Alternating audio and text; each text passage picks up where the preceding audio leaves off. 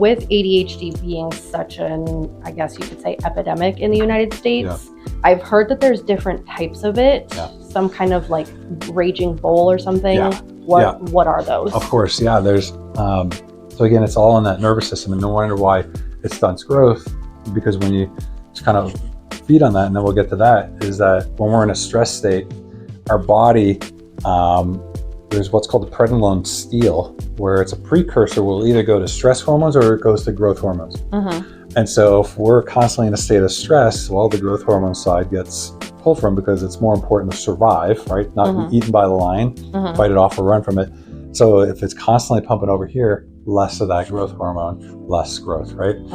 So to feed on that, yes, there's different aspects of kind of like what they just overall blanketly term as ADHD, is everything to do with that. But there's one category, it's not diagnostic, but it's a category, characteristics of a kiddo that is a classic ADHD, because it's, you can imagine a raging bull, right?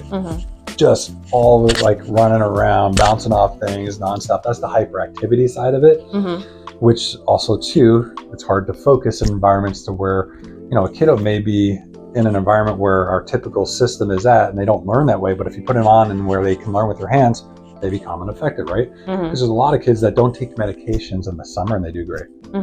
It's all about the environment we're in and how we react, right? The other one is the drunken bull. So it's the other side. It's that kind of dazing out, not paying attention, oftentimes kind of clumsy, show up physically that way too. And then there's the third most challenging type, which is the combination of the two, which is the drunken raging bull. Oh, wow.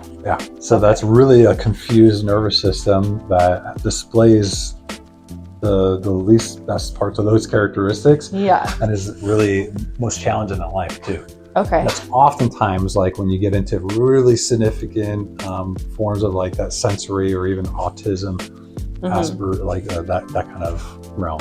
Wow, that's interesting.